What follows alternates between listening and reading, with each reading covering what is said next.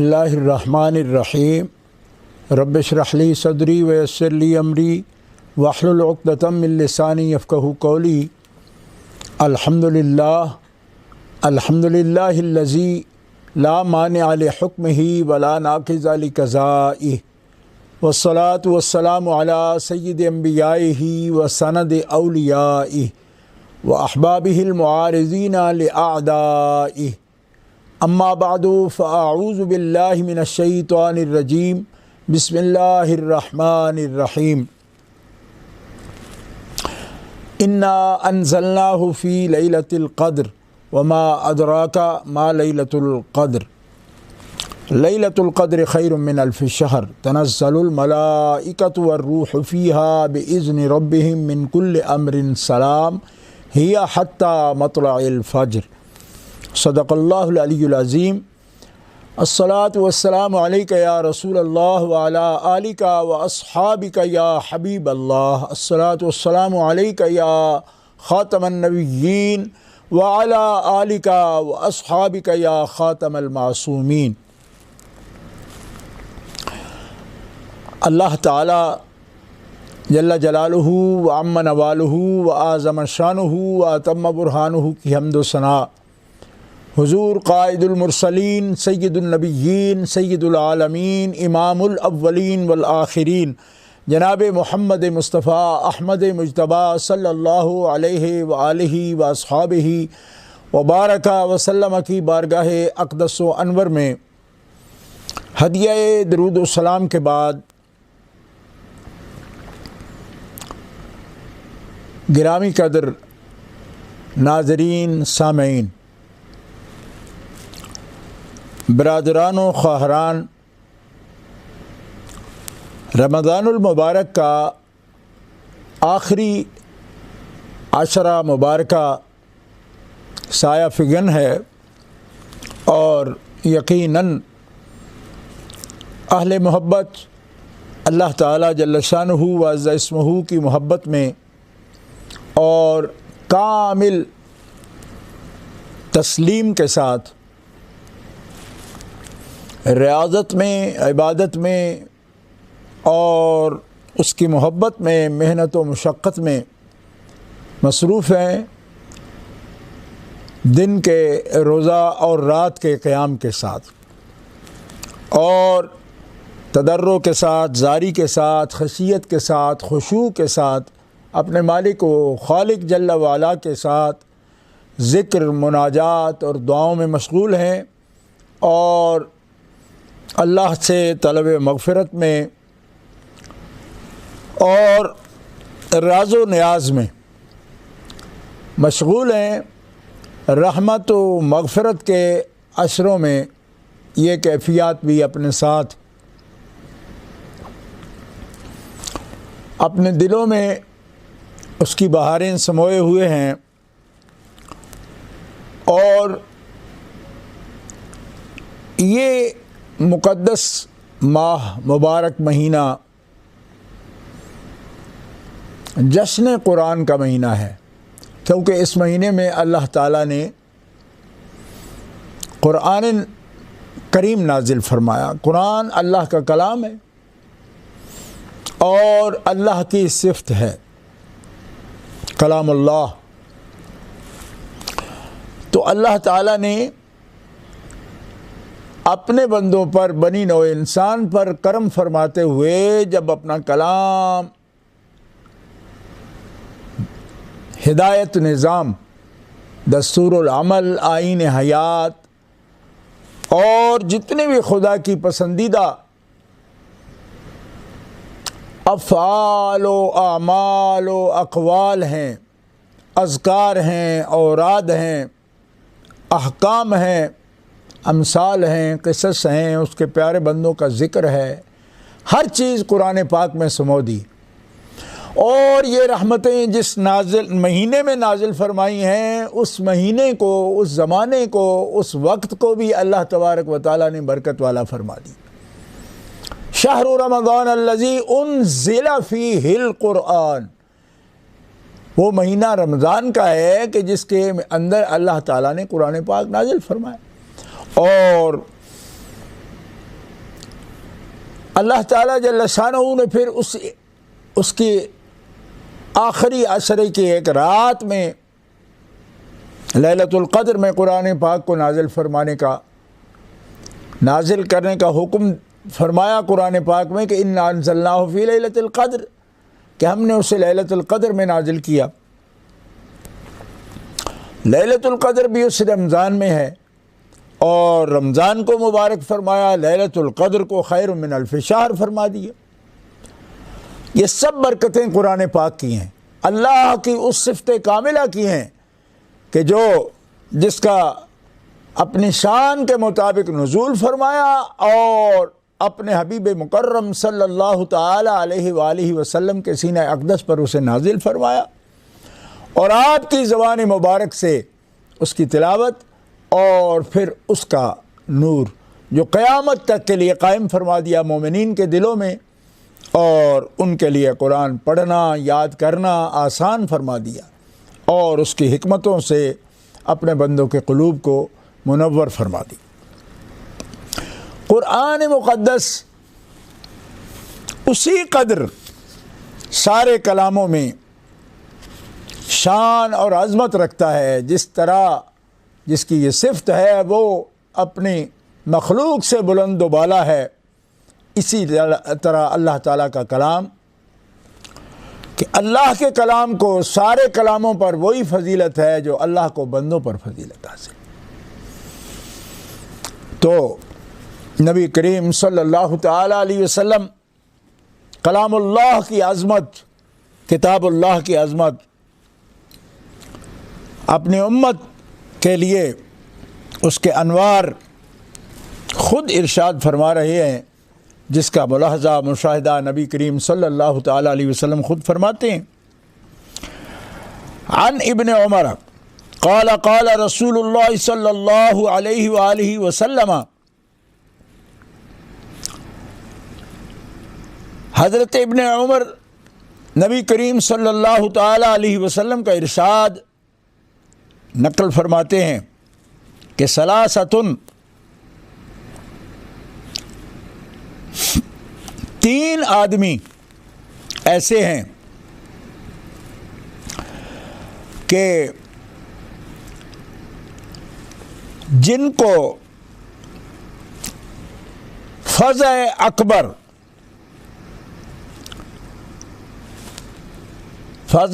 کا خوف دامنگیر نہ ہوگا۔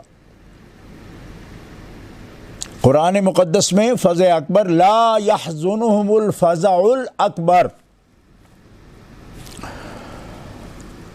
اور ان کے لیے فزع اکبر کا ہول نہیں ہوگا، خوف نہیں ہوگا۔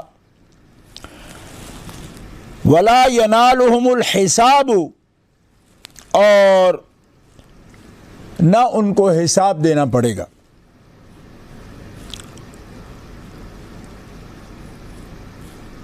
اللہ اکبر۔ جب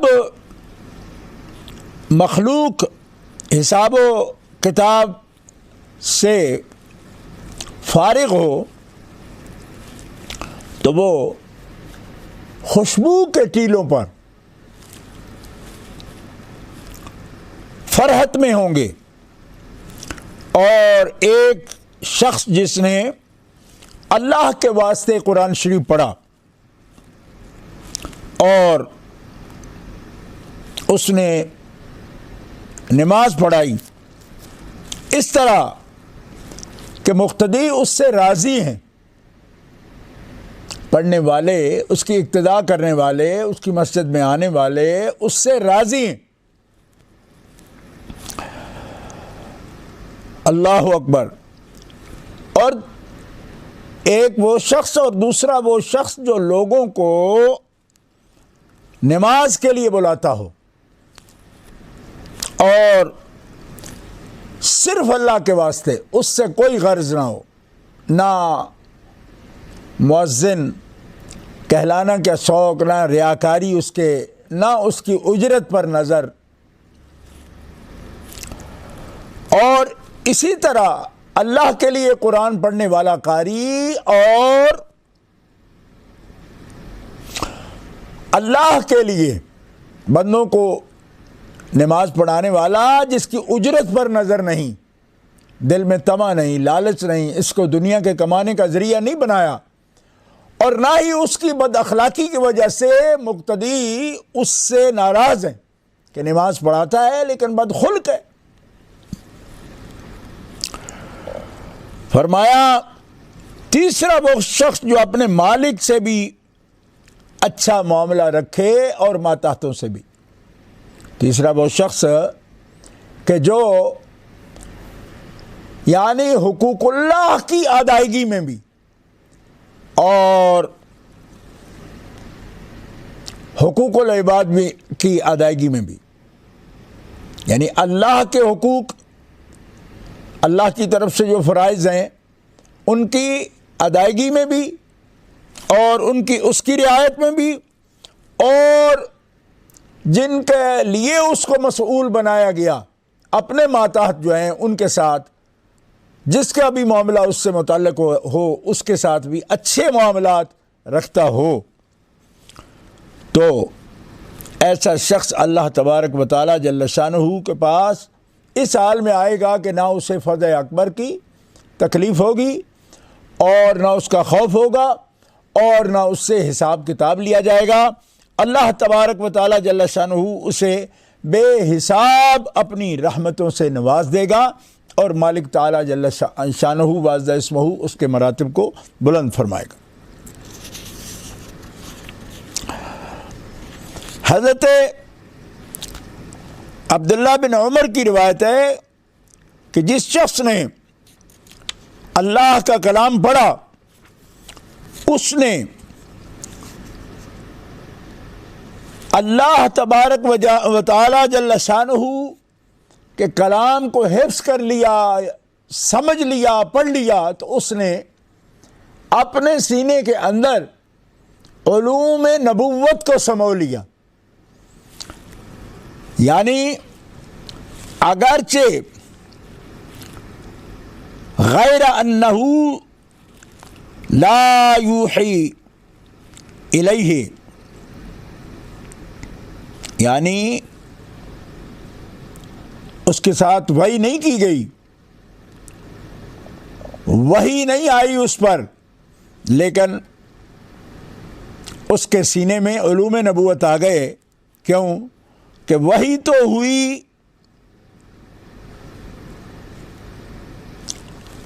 نبی کریم صلی اللہ تعالی علیہ وسلم پر، اور سینہ نبوت سے جب قرآن پہنچ گیا اس کے پاس، تو اب اس کا سینہ بھی علوم نبوت کے ساتھ مملو ہو گیا، بھر گیا۔ لہذا فرمایا لا ينبغي لصاحب القرآن ان یجد مع من وجد ولا یجہل مع من جہل وفی جوفہ کلام اللہ۔ حامل قرآن کے لیے جس کا سینہ علوم نبوت سے منور ہے، اس کے لیے مناسب نہیں کہ کسی غصہ والے کے ساتھ بھی اسی طرح کا معاملہ کرے، یعنی جس طرح وہ بولے اسی طرح یہ بولے، یا جاہل کے ساتھ اگر معاملہ پیش آئے تو جیسی جہالت وہ کرے ایسی جہالت کے ساتھ اس کے ساتھ پیش آئے۔ کیوں؟ اس لیے کہ اس کے بطن میں، اس کے سینے میں تو اللہ کا کلام ہے، اور جس کے سینے میں اللہ کا کلام ہے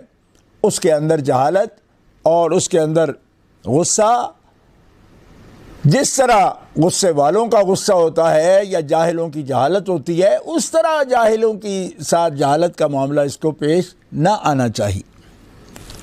کیونکہ کلام اللہ ہے تو کلام اللہ کے جو اخلاق عالیہ ہیں اس سے اس کو مزین ہونا چاہیے۔ اللہ اکبر۔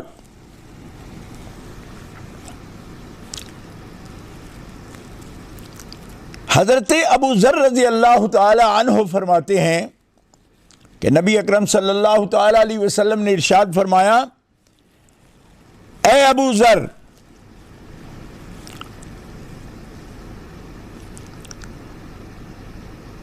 لأن تغدو فتعلم آیۃ من کتاب اللہ خیر لک من ان تصلی 100 رکعۃ. اللہ اکبر.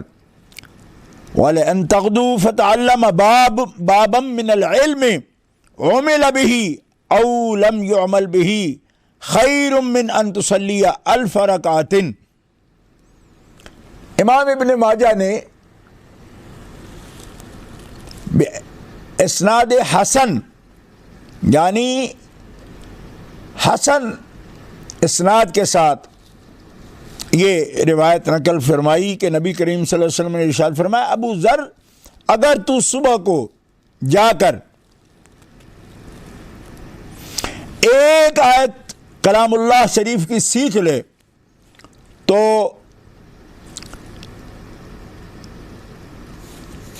ایک آیت سیکھ لے تو 100 رکعت نوافل کی ادائیگی سے یہ افضل ہے. ایک آیت کریمہ سیکھ لینا. اور اگر ایک باب علم کا سیکھ لے، خواہ اس وقت وہ ابھی اس پر عمل کیا ہو یا نہ کیا ہو، فقط سیکھنا، تو فرمایا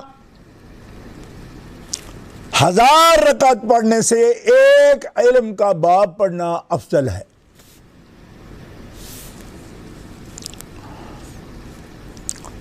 اس مضمون کو بہت توجہ کے ساتھ بھائیوں بہنوں سننے کی ضرورت ہے کہ علم کا سیکھنا عبادت سے افضل ہے. نبی کریم علیہ الصلوۃ والسلام نے اس پر لا تعداد مرتبہ آپ نے اپنی زبان بلاغت نظام سے اور فیض بار سے یہ نور عطا فرمائے ہیں کہ جس سے پتہ چلتا ہے کہ اسلام ایک ایسا دین ہے جو علم کی ضرورت پر، علم کی فضیلت پر اور افضلیت پر اور علم کے سیکھنے پر سکھانے پر زور دیتا ہے، عبادات سے بھی زیادہ زور دیتا ہے. نبی کریم صلی اللہ تعالی علیہ وسلم کا یہ بھی ارشاد گرامی ہے کہ عالم کی عابد پر ایسی فضیلت ہے کہ جیسا میری فضیلت تم میں سے ایک ادنا شخص پر ہے، امتی پر، ایسی عالم کے عابد پر فضیلت ہے. اور ایک جگہ یہ بھی ارشاد فرمایا کہ دین کی سمجھ رکھنے والا عالم دین بصیرت ہو اس کے پاس تو 1000 عابدوں سے زیادہ شیطان کے لیے وہ بھاری بھی ہے اور سخت بھی ہے. اس لیے کہ عبادت گزاروں کی عبادت کا جو فائدہ ہے وہ اسی کی ذات تک محدود ہوتا ہے، اور فقیہ عالم کا جو فائدہ ہے وہ متعدی ہوتا ہے، اور لوگوں کو بھی وہ شیطان کے، نفس کے اور وسوسے کے سے بچاتا ہے. اللہ اکبر. اس لیے یہ اخیار علماء جو ہے نا، کیونکہ نبی کریم علیہ السلام کا یہ بھی ارشاد ہے کہ اشرار یعنی شر لوگوں کے والے لوگوں میں سے سب سے زیادہ شر بھی علماء کا ہی ہے، اور خیر والے لوگوں میں سب سے زیادہ خیر بھی علماء کی ہے. لہذا تم لازم پکڑو اخیار علماء کو، اچھے علماء کو، جو فتنہ نہ پھیلاتے ہوں، فساد نہ پھیلاتے ہوں، گستاخیاں نہ کرتے ہوں، سب و شتم نہ کرتے ہوں. ان کے اندر اتنی ڈھٹائی ہو اور اتنی کبر ہو ان کے اندر کہ وہ اپنی ذات کو ان ذوات قدسیہ سے بھی بلند سمجھیں کہ جن کی طہارت، جن کی پاکیزگی رب تعالیٰ نے قرآن میں بیان فرمائی ہو، ان کی طہارت، ان کی پاکیزگی، ان کے ادب و احترام کا تو نہ خیال کرتے ہوں، لیکن بات بات پر وہ اپنے علم کا حوالہ دے رہے ہوں اور کہہ رہے ہوں کہ ہم تو ایسے ہیں، ہم تو ایسے ہیں، ہمارا ادب کرو. تو ایسے لوگ اشرار علماء ہیں. اس لیے نبی کریم علیہ السلام نے فرمایا کہ سب سے بڑا شر بھی علماء کا ہے اور سب سے بڑی خیر بھی علماء کی ہے. اور تم پہچان لو کہ لازم رکھنا ان کو جو تواضع والے علماء ہیں، عاجزی والے علماء ہیں، جو ادب کرنے والے علماء ہیں، اور جو احترام والے علماء ہیں، اور جو جہالت کے ساتھ کلام نہیں کرتے، علم کے ساتھ کلام کرتے ہیں اور تہذیب کے ساتھ کلام کرتے ہیں۔ اور غضب یہ ہے کہ آج وہ لوگ جو دریدہ دہن ہیں پاکوں کے بارے میں،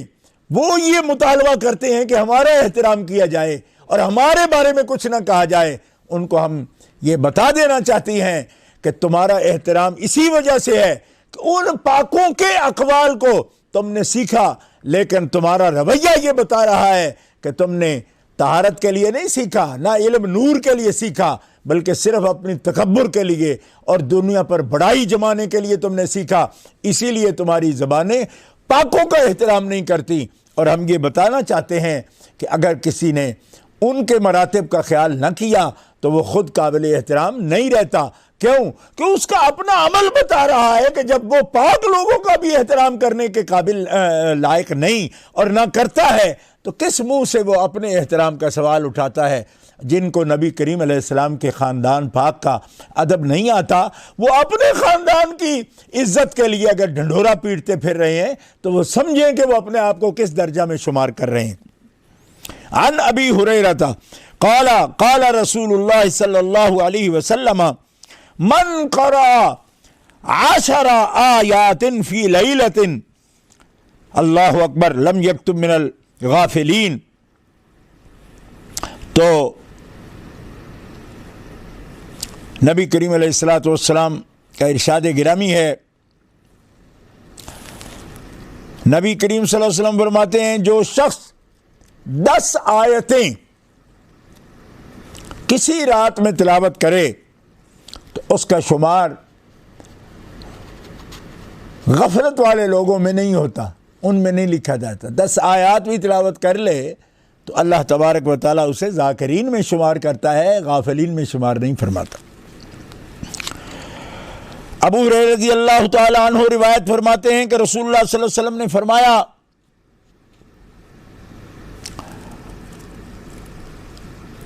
من حافظ علی ہؤلاء الصلاة المکتوبات لم یکتب من الغافلین ومن قرأ فی لیلۃ 100 آیات کتب من القانتین۔